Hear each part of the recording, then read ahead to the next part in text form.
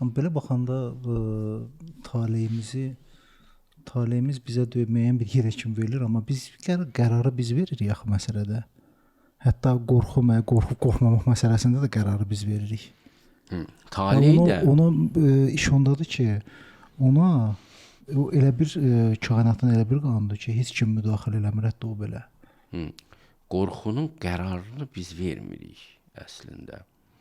Qorxu qəlbin müalicə olunandan sonra qorxu yox olur. Yəni deyir, Allahı zikirlə huzur tapır qəlblər. O bir prosesi işarə edir əslində ki, Allaha yaxınlaşma ilə o qorxular azad olur və əslində yəni yaxşı bir instrumentdir Allaha sarı insanı qovan.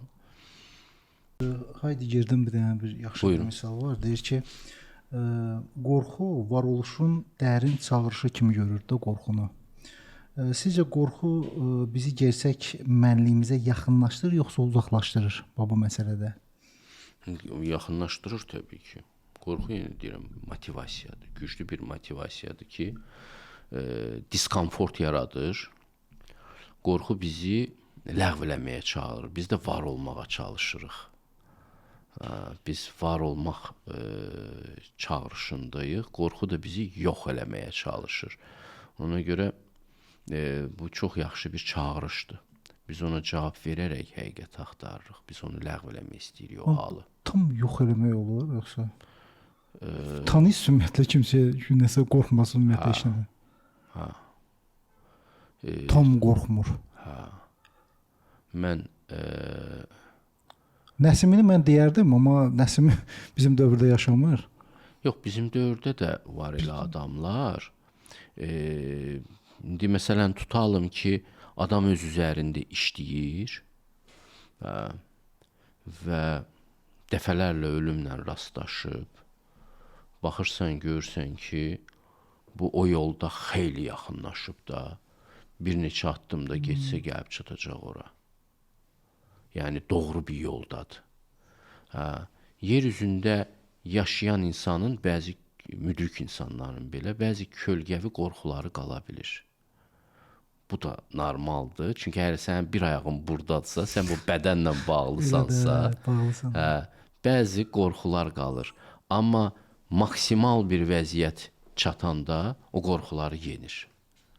Məsələn, Giordano Brunonu neçə dəfə tutublar, belə yadımda qalıb. Hər dəfə də ona tövbələtmə elətdirirdilər, papanın yanında üzr istəyirdi, onu buraxırdılar. Yandırdılar da sonra. Sonda yardırdılar. Sonuncu dəfə heç onu öldürmək də istəmirdilər. Dedilər, bir də üzr istə, tövbə elə. Eləmədi. Dedi, siz kimsiz özünüzü Tanrı yerinə qoymusunuz? Və qorxusuzluğun oyanması orada yaranır. Orada da dindən qorxudurdular da. Dindən qorxutmurdular ki. Yox, dindən qorxudurdular. Dini alət eləyib qorxudurdular. Özlərini fironluq eləyirdilər. Papalar fironluq eləyirdilər. Hə də, yəni ki, siz qorxu, məsəl üçün insanları da nə ilə qorxurlar? Cənnətə yox, cəhənnəmə düşəcəksən. İnsan dinə sahiblənməli deyil. Quranda fikir verirsə, Peyğəmbərə belə deyilir ki, məni o ilə tək burax. Üzüyü çevir ondan, görəcəksən sonra axırı nə olacaq. Üzüyü çevir, sonra baxarsın. Yəni, heç Peyğəmbərə demir ki, sən onların nəzarətçisi deyilsən. Mən öz qullarımla məni tək burax. Bu prosesdir. Roma papaları, onlar nəzarətçi funksiyasını üstlənirdilər. Başa düşürsünüz? Problem olan bu idi. Din xadimləri Allahın yer üzündə nəzarətçisi olmağa başlayırdılar.